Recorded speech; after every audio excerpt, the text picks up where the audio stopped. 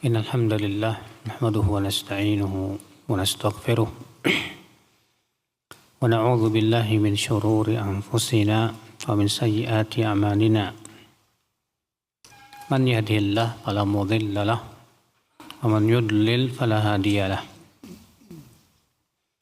وأشهد أن لا إله إلا الله وحده لا شريك له وأشهد أن محمدا عبده ورسوله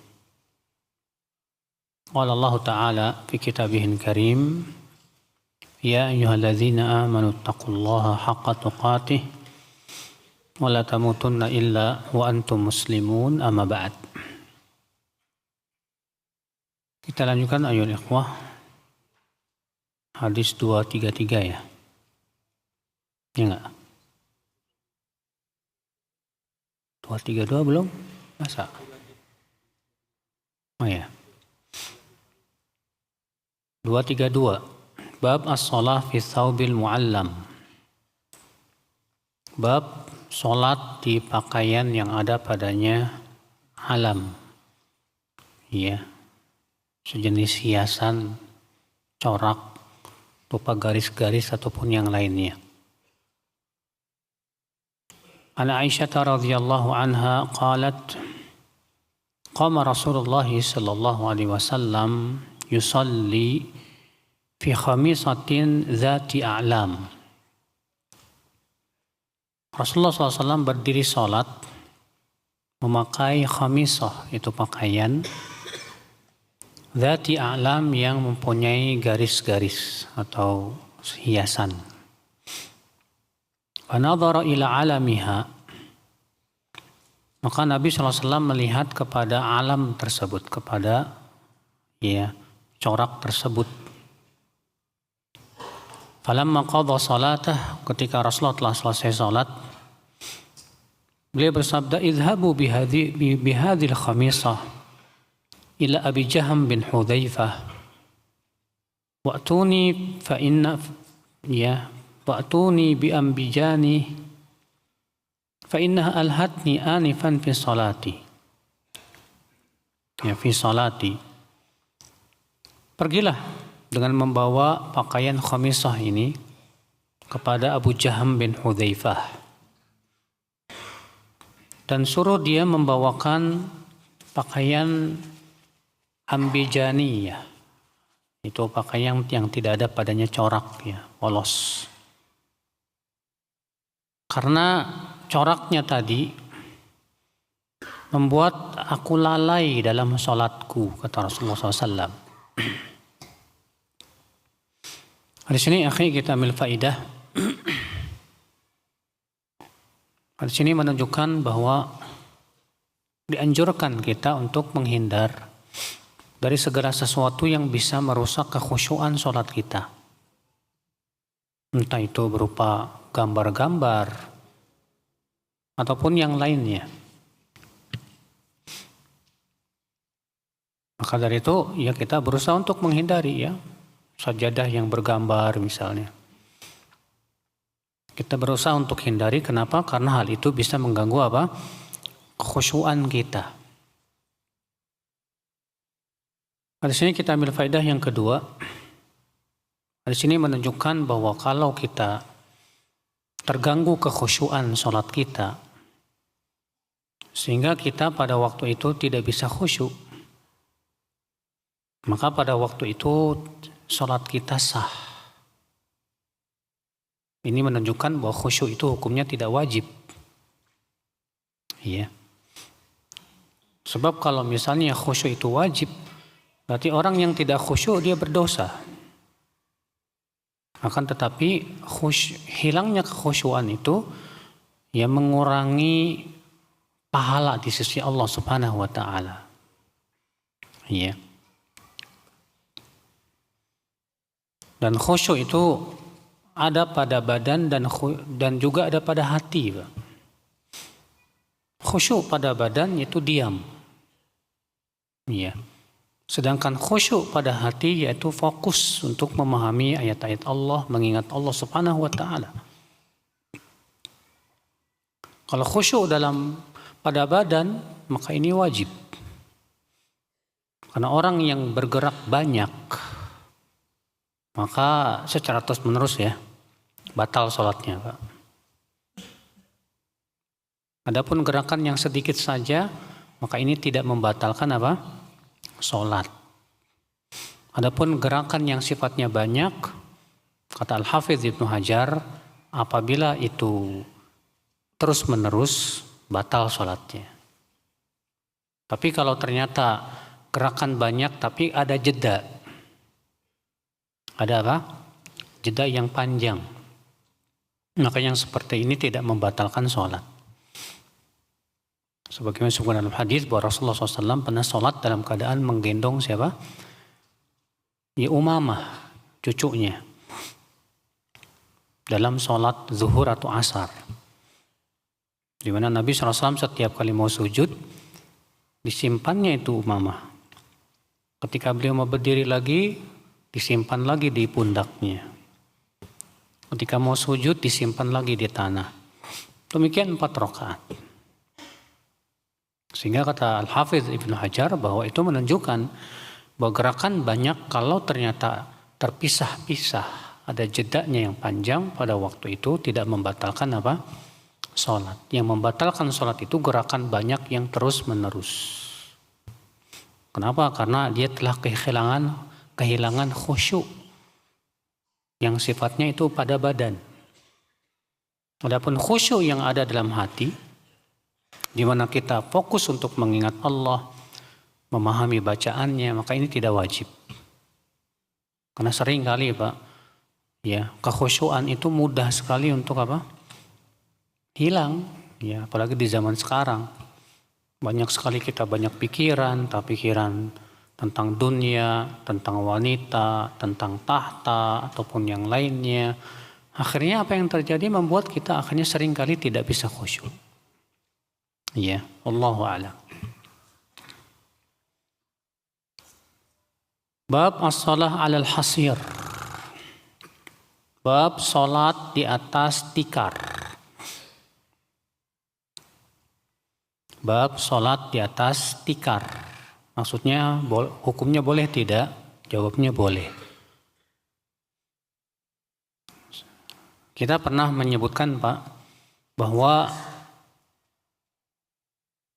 kalau anggota sujud kita terhalang oleh kain, oleh sesuatu, dibedakan antara kain yang menempel dengan tubuh kita yang kita pakai dengan kain yang tidak ada hubungannya dengan pakaian yang kita pakai. Adapun yang tidak ada hubungannya dengan pakaian yang kita pakai seperti sajadah dan yang lain-lainnya boleh. Iya. Adapun kalau itu dari pakaian kita, lalu menutupi jidat kita misalnya, maka yang seperti ini hukumnya makruh.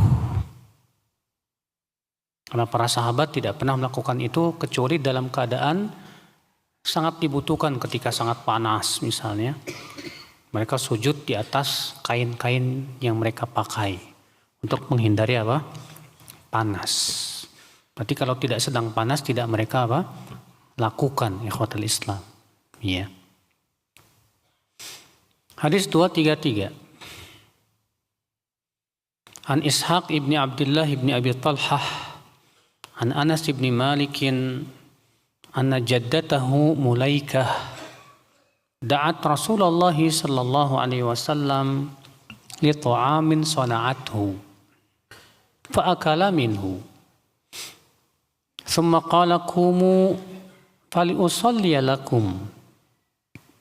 Qala Anas ibn Malik faqumtu ila hasirin lana qad istwadda min tuli ma lubis fanadahtuhu bima'in faqama alaihi Rasulullah sallallahu alaihi wasallam wa safaftu ana wal yatim wara'ah wal ajuzu min wara'ina fasalla lana Rasulullah sallallahu alaihi wasallam raka'atain thumma saraf. Dari Ishaq bin Abdullah bin Abi Talhah dari Anas bin Malik anna jaddatahu Mulaikah, Da'at Rasulullah sallallahu alaihi wasallam li ta'amin sana'athu.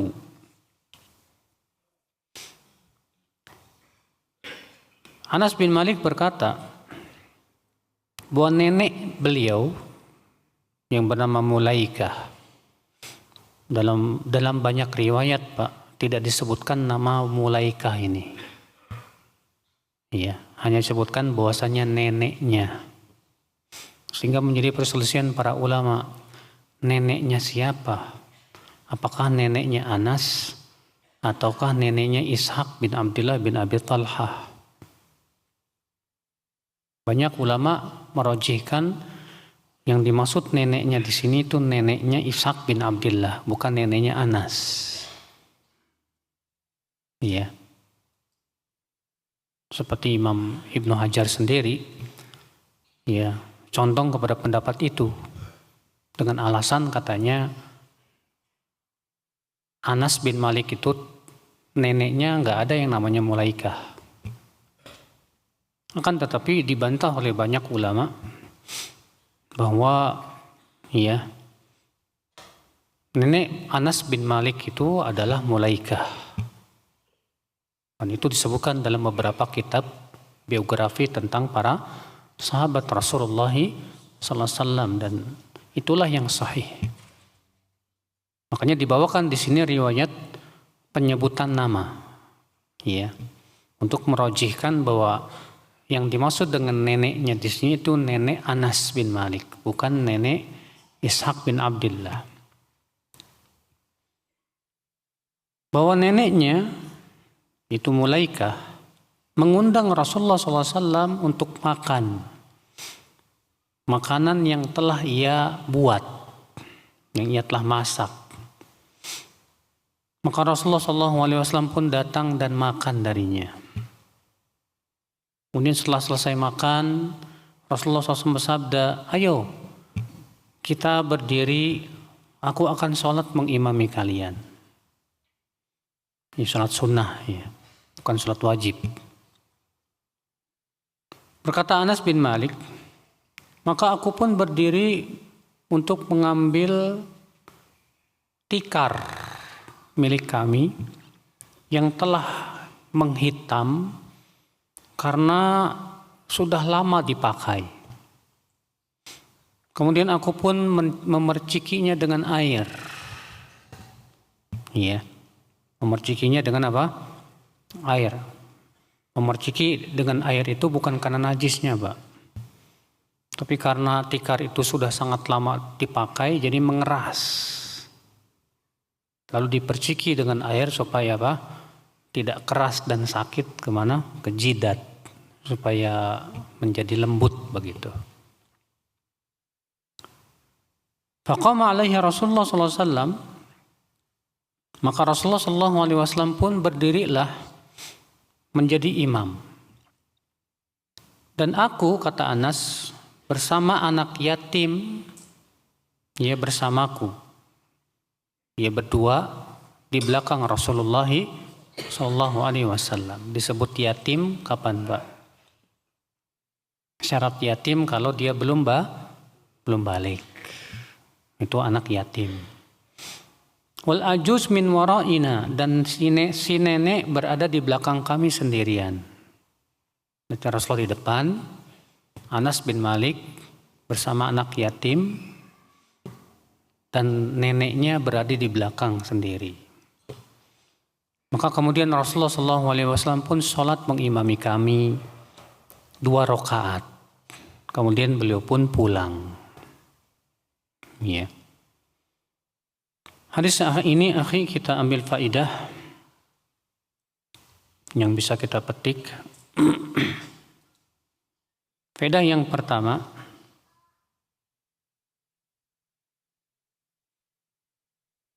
tawadhu'un Nabi sallallahu alaihi wasallam. Hadis ini menunjukkan akan tawadhu'nya Rasulullah sallallahu alaihi wasallam. Haitsu kana yujibu da'wah walau ala syai'il yasir. Karena beliau selalu mendatangi undangan walaupun makanannya itu makanan murahan, istilahnya gitu, seadanya. Ya, bukan mau makanan yang mewah-mewah, bukan.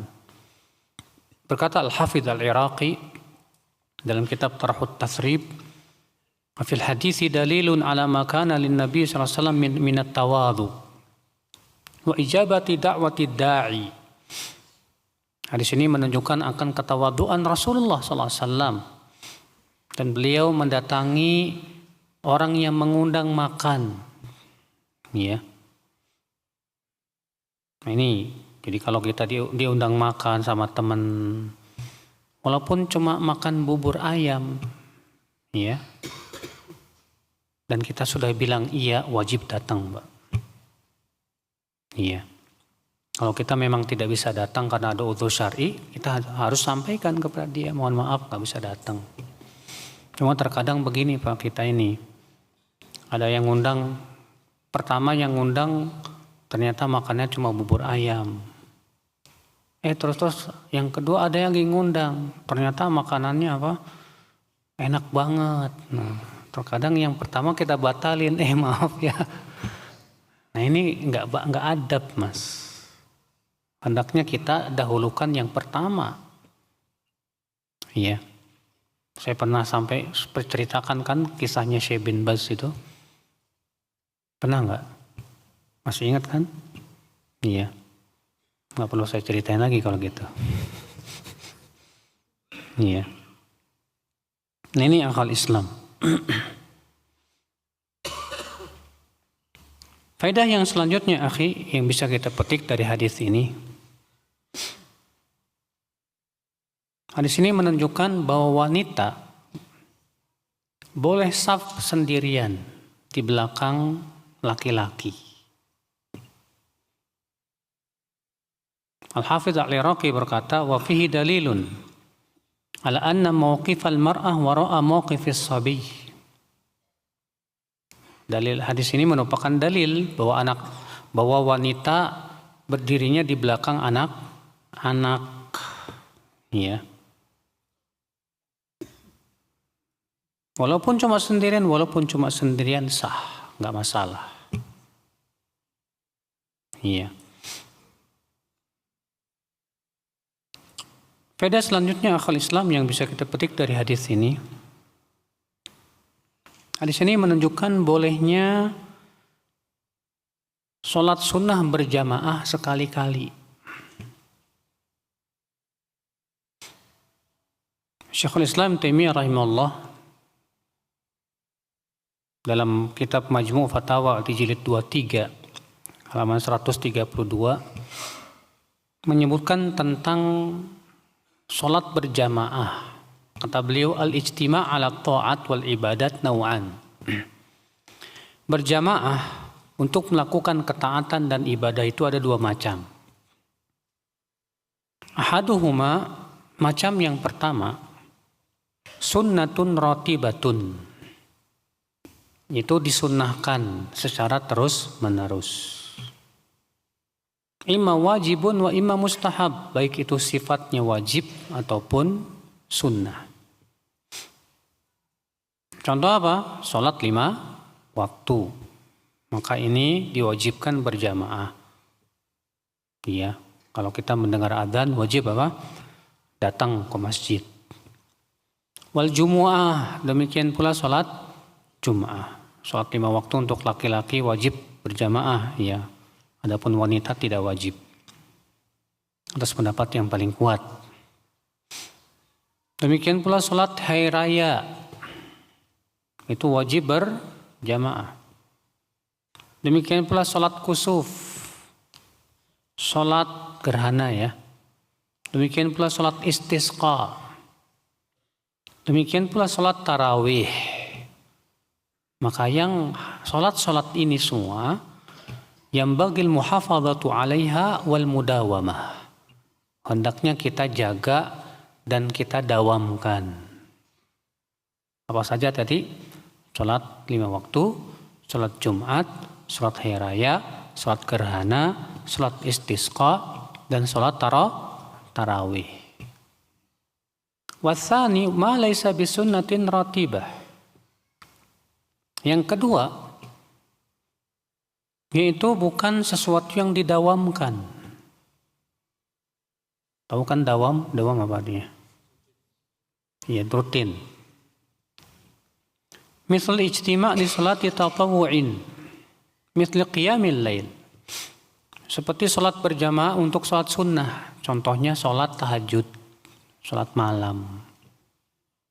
Boleh sekali-kali boleh. Tapi tidak boleh dirutinkan. Iya. Nah, di antaranya di sini Nabi Shallallahu Alaihi Wasallam sholat. Nah, beliau diundang untuk makan di rumahnya, ya, Anas bin Malik. Itu neneknya yang mengundang, neneknya Anas. Kemudian Nabi Shallallahu Alaihi Wasallam pun mengajak mereka semua untuk sholat. Sholat apa? Sholat sunnah. Tidak disebutkan di situ sholat sunnah apa. Berarti itu menunjukkan boleh, Pak. Tapi apakah Nabi merutinkan? Tidak. Maka kalau misalnya kita sholat duha berjamaah sekali-kali boleh nggak, Pak? Boleh. Iya. Makanya dalam hadis Itban bin Malik yang pernah lewat dulu itu, di mana Itban bin Malik juga mengundang Rasulullah SAW, ya, untuk sholat di rumah, untuk makan di rumah, untuk sholat di rumahnya. Di mana Itban ingin menjadikan di rumahnya itu ada sebuah tempat yang dijadikan tempat sholat. Diundanglah Rasulullah SAW. Kemudian Rasul pun kemudian sholat dan beberapa sahabat pun sholat bersama Rasulullah SAW dan waktu itu di waktu duha. Iya. Sekali-kali saja boleh? Boleh. Adapun dirutinkan tidak boleh. Iya. Ikhwata Islam, saudaraku seiman. Kata beliau, "Falau anna qauman ijtama'u ba'dal layali 'ala salati tatawwu min ghairi an yattakhidhu dzalika 'adatan ratibatan tushbihu sunnata ratibah lam yukrah." Kalaulah misalnya suatu kaum ada yang berkumpul untuk sholat malam berjamaah, ya, bukan sholat tarawih ya, sholat malam. Bedanya apa sih sholat malam sama sholat tarawih, Pak? Sholat tarawih itu adanya di bulan Ramadan, ya. Nah, ini di luar bulan Ramadan. Dan mereka lakukan itu sekali-kali, tidak menjadikan sebagai sebuah kebiasaan. Ya, maka yang seperti ini kata beliau tidak makruh. Lakin ittikhadhu 'adatan dairatan bidawranil awqat makruhun. Adapun menjadikan itu sebagai sebuah kebiasaan, misalnya seminggu sekali atau sebulan sekali, ya, maka yang seperti ini makruh. Lima fihi min taghyiri syariah. Kenapa? Karena ini ada jenis merubah syariat. Wa tashbih ghairil masyru' bil masyru', dan ada jenis menyerupakan sesuatu yang tidak disyariatkan dengan sesuatu yang disyariatkan. Walau sagha dzalika la sagha an yu'mal salatun ukhra waqta ad-duha aw baina adh-dhuhri wal 'asr aw tarawih fi Sya'ban. Kalau hal itu boleh, maka akhirnya boleh salat duha terus-menerus dong. Atau ya sholat sunnah rawatib sebelum zuhur atau yang lainnya, atau diadakan sholat tarawih di bulan Sya'ban misalnya. Dan ini tentu batil. Iya. Ini akal Islam, saudaraku seiman. Artinya di sini menunjukkan bahwa boleh sholat berjamaah, sholat sunnah dilakukan berjamaah. Tapi kapan? Sekali-kali. Syaratnya tidak boleh dibiasakan. Ya. Faedah selanjutnya, akhi.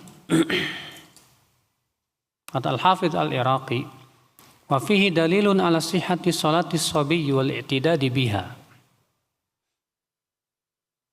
Nah, di sini menunjukkan dalil bahwa salat anak kecil yang sudah mumayyiz sah dan safnya dianggap. Ya. Sholat anak kecil yang sudah membayis itu sah dan safnya dianggap, diperhitungkan. Adapun yang belum mumayyiz, ya, banyak ulama mengatakan tidak sah, sholatnya aja nggak sah. Karena masalahnya dia belum mumayyiz, dan anak yang belum mumayyiz itu niatnya saja tidak sah, ibadahnya pun tidak sah.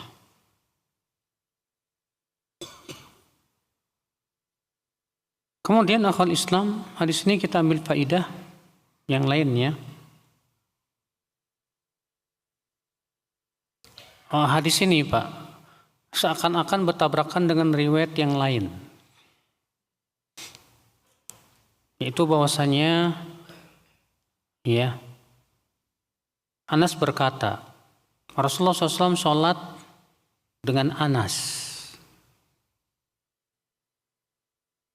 Wa bi ummihi, dan ibunya.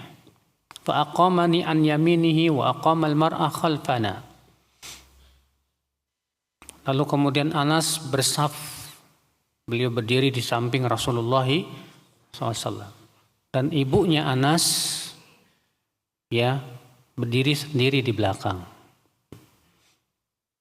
Dalam riwayat ini, Rasulullah di depan, Anas bersama anak yatim, neneknya di belakang. Apakah hadis ini saling bertabrakan? Yang rajih tidak. Ini kejadian yang berbeda. Ya, kejadian yang pertama yang mengundang Rasulullah itu neneknya Anas. Kejadian yang kedua adalah ibunya Anas. Ya. Sebagian ulama mengatakan ada kemungkinan waktu Anas sholat bersama Rasulullah belum datang anak yatim itu. Ketika dalam sholat baru si anak yatim itu apa? Datang. Allahu a'lam. Ini dua pendapat ulama dalam menjamak dua hadis tersebut.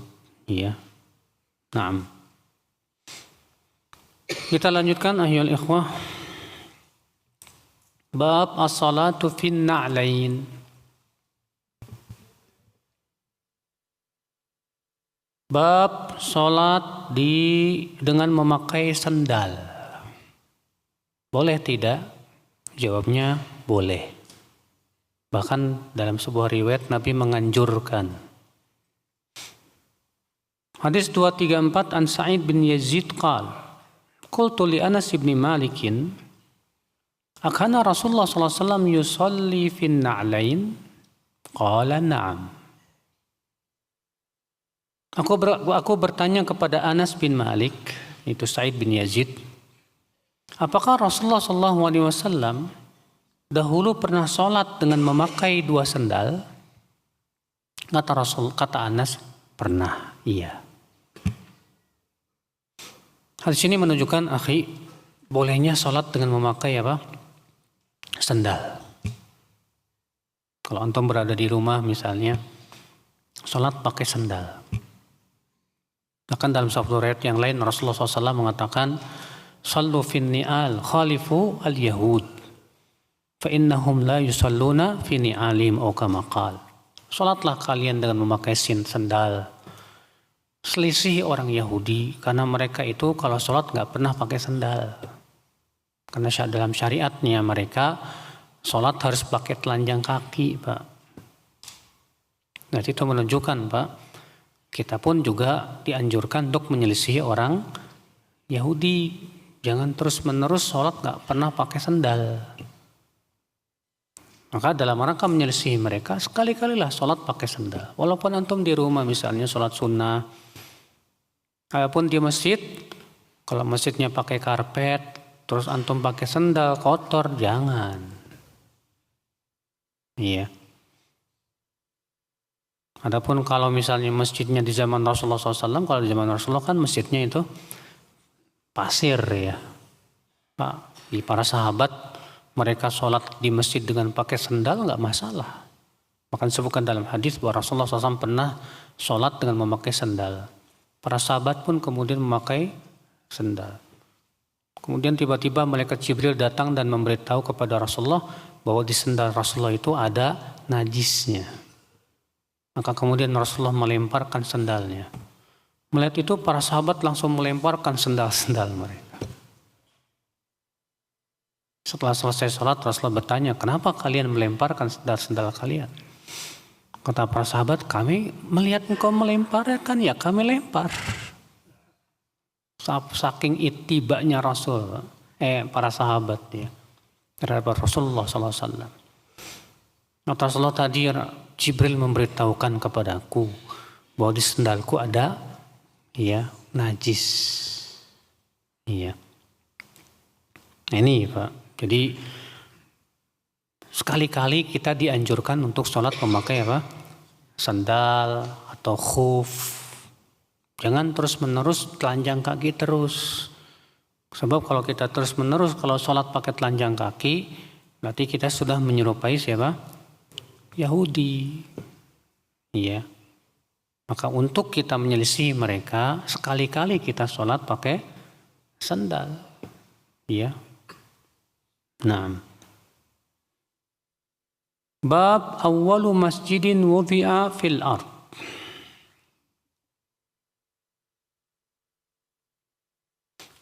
Bab masjid pertama yang didirikan di bumi ini. Hadis 235 an Abi Dzarrin radhiyallahu anhu qala Qultu ya Rasulullah ayyu masjidin wudi'a fil ardi awwal qala al masjidul haram qultu thumma ayyun qala al masjidul aqsa qultu kam bainahuma qala arba'una sanah wa aynama adrakatka salatu fasalli fahuwa masjid. Dari Abu Dzar, seorang sahabat Nabi, semoga Allah meridainya, ia berkata, aku bertanya ya Rasulullah, masjid mana yang pertama kali diletakkan di bumi ini? Maka Rasulullah SAW bersabda, Al-Masjidul Haram. Kemudian aku bertanya, kemudian apa? Iya, kata Rasulullah SAW, yaitu Masjid Al-Aqsa. Aku bertanya lagi, berapa tahun jaraknya? Kata Rasulullah 40 tahun. 40 apa? Tahun. Dan di mana saja sholat itu mendapati kamu, sholatlah. Karena disitulah masjid buat kamu. Iya, tempat sholat maksudnya. Nah, di sini menunjukkan Bapak sekalian tentang bahwasannya masjid yang pertama kali diletakkan di muka bumi ini adalah Masjidil Haram. Iya. Adapun Nabi Ibrahim, apakah Nabi Ibrahim yang pertama kali meletakkannya? Tidak, Nabi Ibrahim itu membangunnya, Pak. Iya. Sebagaimana Allah Subhanahu wa taala berfirman, wa idz yarfa'u Ibrahimul qawa'ida minal baiti wa Ismailu Rabbana taqabbal minna innaka antas samiul alim. Dan ingatlah ketika Ibrahim meninggikan qaid, tiang-tiang, berarti Nabi Ibrahim meninggikan. Iya.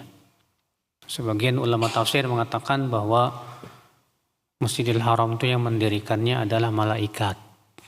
Yang meletakkannya itu malaikat. Wallahu a'lam. Ya, tidak ada riwayat yang sahih tentang masalah ini, Pak. Yang jelas kita yakini bahwa masjid yang pertama kali di bumi ini Masjidil Haram.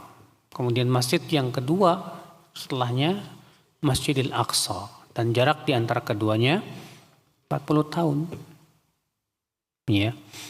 Makanya tidak benar orang yang mengatakan bahwa Masjidil Aqsa itu yang membangunnya Nabi Sulaiman. Karena jarak antara Nabi Ibrahim dengan Nabi Sulaiman saja, ya, berapa ratus tahun, Pak, jauh sekali. Ya. Sementara Nabi SAW mengatakan bahwa jarak antara Masjidil Haram dengan Masjid Al-Aqsa hanya 40 tahun saja. Iya. Hadis ini juga menunjukkan akhwal Islam bahwa bumi ini seluruhnya boleh dijadikan tempat sholat, Pak. Kecuali kuburan dan hammam, kamar mandi, WC.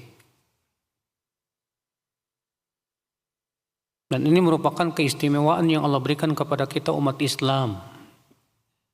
Kalau orang Yahudi, orang Nasrani, mereka hanya boleh beribadah di mana?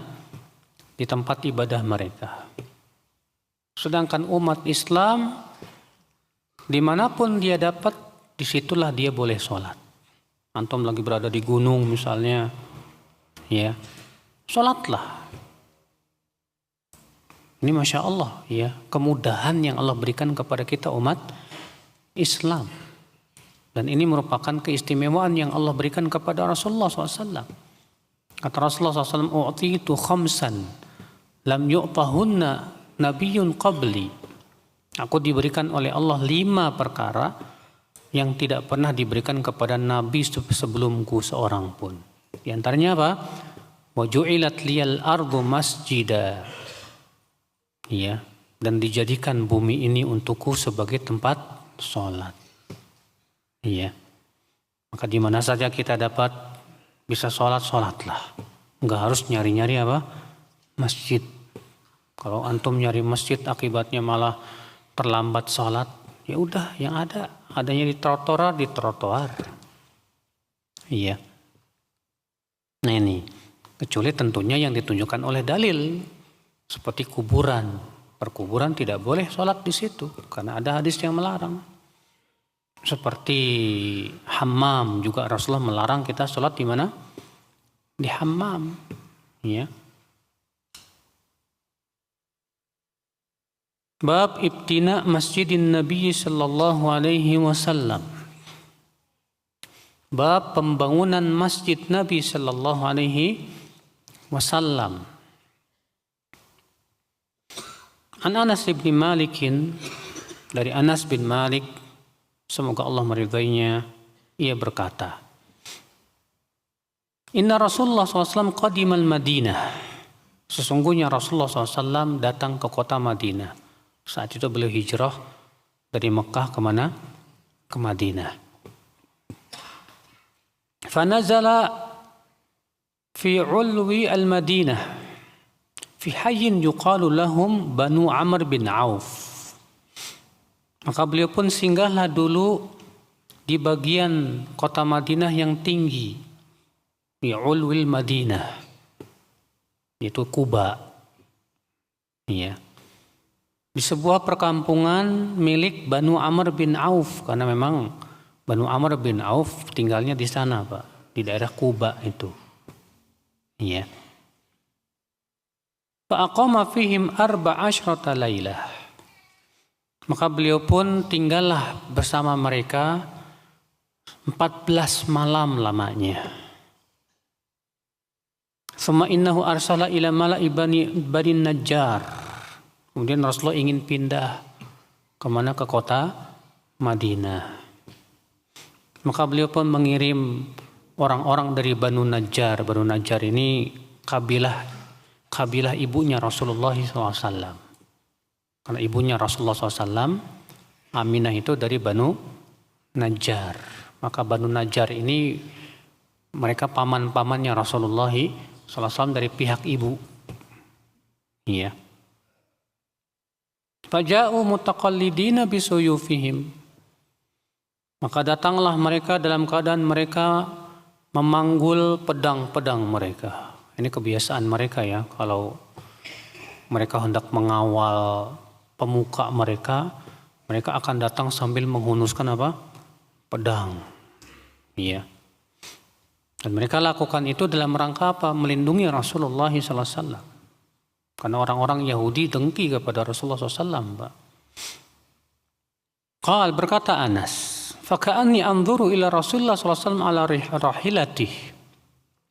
Maka seakan aku melihat kepada Rasulullah SAW, beliau berada di atas untanya, kendaraannya. Wa Abu Bakrin ridfuhu, dan Abu Bakar membonceng Rasulullah sallallahu alaihi wasallam di belakangnya. Ya. Wa mala'u Bani Najjar haulahu. Sementara para pembesar Banu Najjar berada di sekitarnya. Hatta alqa bifina'i Abi Ayyub. Ya. Hatta ulqiya bifina'i Abi Ayyub. Sampai kemudian akhirnya untanya Rasulullah berhenti di pekarangan rumah Abu Ayyub Al-Ansari. Qala fakana Rasulullah SAW yusalli haitsu adrakathu shalah. Dan adalah Rasulullah SAW kebiasaannya sholat di mana saja telah tiba waktu sholat. Wa yusalli fi marabidil ghanam. Dan beliau juga sholat di kandang-kandang kambing. Summa innahu amara bil masjid.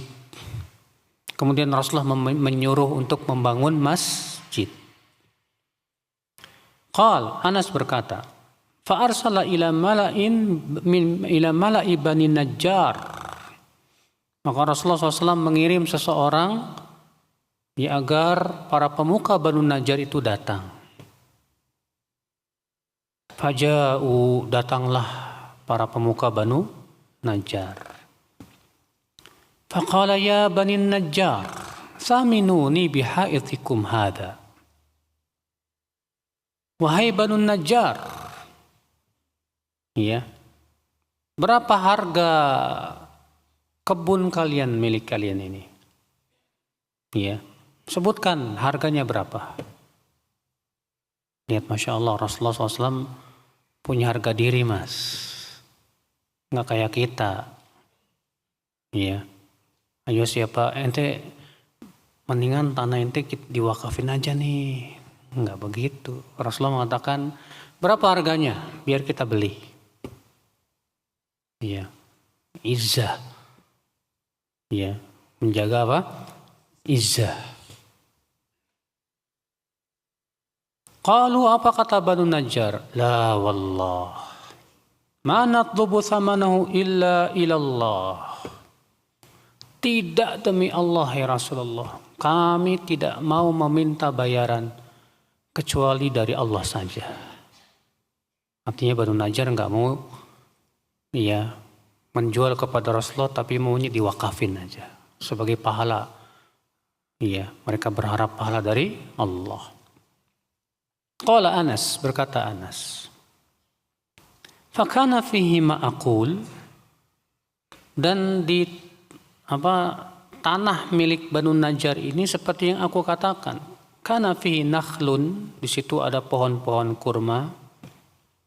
Wa kuburun musyrikin, ada kuburan orang-orang musyrikin.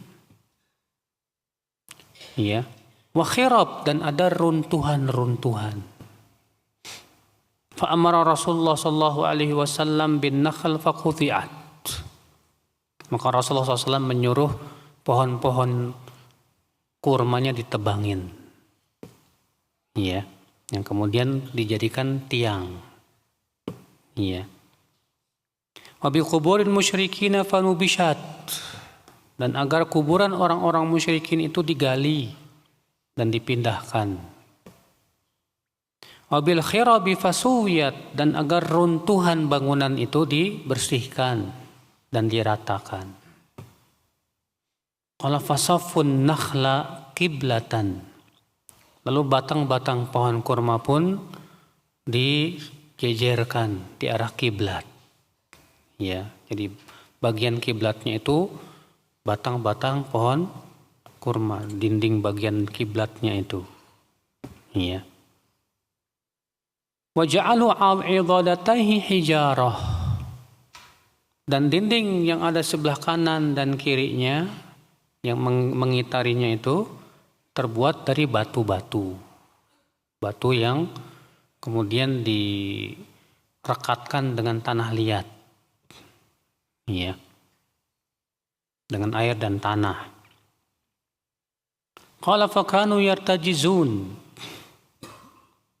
Dan mereka para sahabat ketika membangun masjid itu sambil melantunkan rojaz syair. Wa Rasulullah SAW ma'ahum, dan Rasulullah SAW pun bersama mereka membangun masjid. Ya Rasulullah bukan orang yang ini Pak, kayak kita nih ya, cuma bisa nyuruh ayo enggak. Rasulullah ikut kerja Pak, Masya Allah. Wa hum yaquluna Allahumma la khaira illa khairul akhirah fangsuril ansar wal muhajirah. Sementara mereka ya sambil bersyair, ya Allah, tidak ada kebaikan kecuali kebaikan akhirat. Maka tolonglah kaum Ansar dan Muhajirin. Sebutkan dalam ayat yang lain bahwa yang mengucapkan ini adalah Rasulullah Sallallahu Alaihi Wasallam. Iya. Nah ini Pak, kisah tentang pembangunan Masjid Nabawi. Iya. Udah masuk Isya nih. Kita lanjutkan pada pertemuan yang akan datang insyaallah ya. Faedah-faedahnya. Silakan azan dulu. Naam. Ustaz, ketika sholat jamaah antara ikhwan dan akhwat terpisah dinding. Kemudian sound sistemnya mati sehingga jamaah akhwat nggak bisa dengar. Ya, nggak bisa mendengarkan suara imam. Apa yang harus jamaah akhwat lakukan? Fatwa dari Lajnah Daimah bahwa mereka sholat sendiri-sendiri. Sholat lanjutkan tapi sendiri dan masing-masing. Allahu a'lam.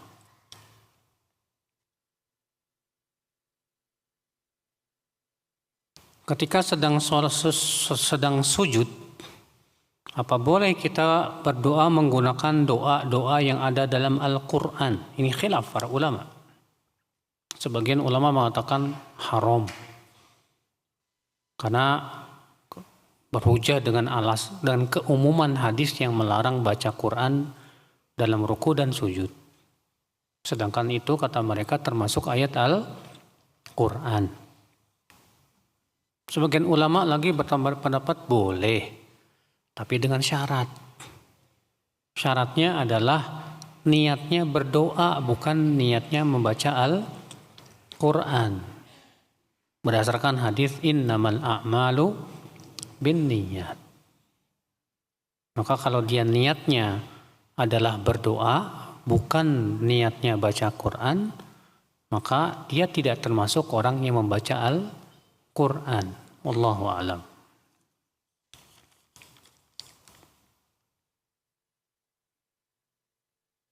Tadi ana sholat fardu sendirian karena perjalanan jauh. Di saat setelah takbiratul ihram ana ingat bahwa tidak diawali qomat, Ustaz. Apa perlu dibatalkan sholatnya? Enggak perlu. Iya. Sebab kalau antum sedang sholat sendirian, maka tidak iqamah, dan iqamah itu bukan syarat sah sholat, Mas. Adzan dan iqamah itu bukan syarat apa? Sah sholat, bukan pula rukun sholat. Pas antum sedang sholat lupa belum iqamah, udah lanjutkan sampai selesai, sah sholatnya.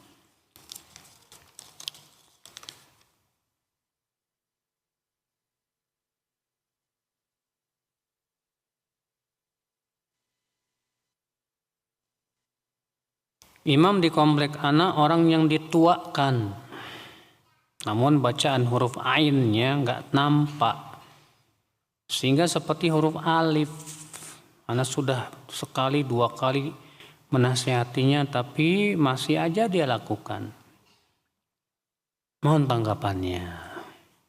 Iya. Mungkin antum jelaskan alasan kenapa antum memberi nasihat. Bilang kepada dia bahwa itu bisa merubah makna. Kalau bawakan fatwa ulama, ya, yang menunjukkan bahwasanya kalau imam itu bacaannya salah sampai mengubah makna, menyebabkan sholat makmum jadi rusak. Itu pendapat jumhur ya. Memang itu masalah khilafiyah. Iya. Kalau misalnya tetap aja kekeh begitu, ya udah antum cari masjid lain aja untuk sholat di belakang imam yang memang betul-betul fasih sehingga tidak merusak sholat antum.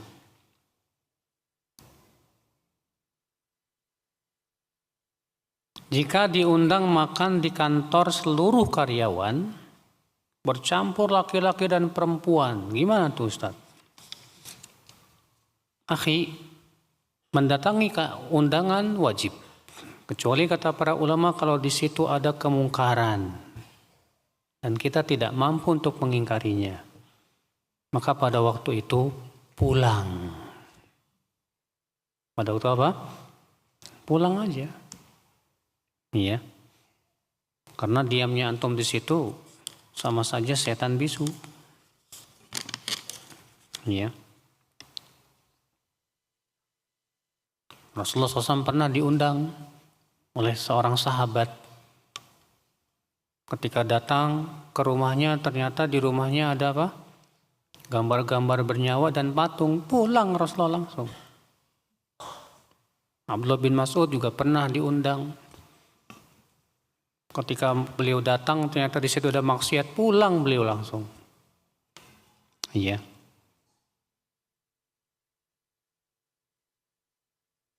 Boleh enggak sholat jenazah di kuburan? Rasulullah pernah melakukan itu terhadap wanita hitam legam yang dia tinggal di masjid.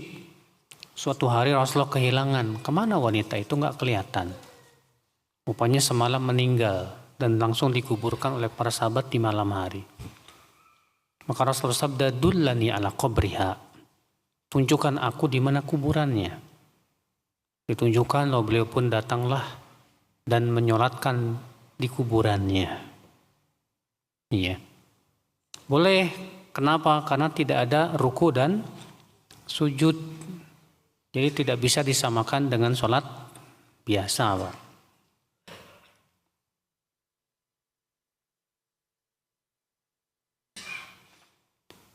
Bagaimana hukumnya dengan merutinkan sholat malam? Memang sangat dianjurkan. Merutinkan sholat malam itu sangat dianjurkan. Pembicaraan kita tadi tentang apa? Berjamaah, Mas. Iya. Bagaimana kalau hanya di malam Jumat? Nah, ini nggak boleh.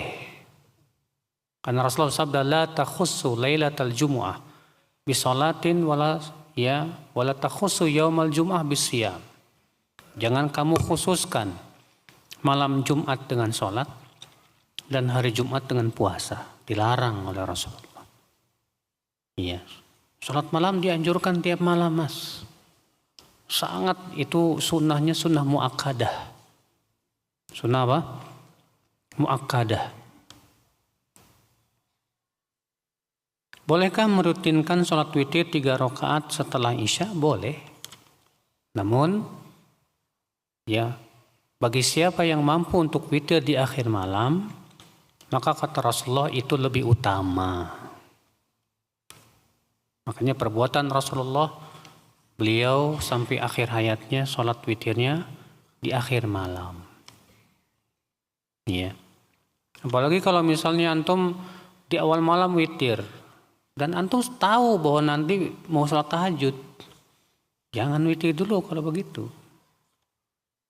Kenapa? Karena Nabi bersabda, ij'alu akhir salatikum bil laili witra. Jadikan akhir salat malam kalian itu adalah witir. Supaya tidak menyalahi perintah Rasul ini, Pak. Iya. Kalau antum salat witir sebelum tidur karena memang nggak yakin bisa bangun karena kecapean lah dan yang lainnya, silahkan, nggak masalah. Iya. Demikian wabillahi taufik. Subhanakallah bihamdik, syahadu an la ilaha illa anta, astaghfiruka wa atubu ilaik. Assalamualaikum warahmatullahi wabarakatuh.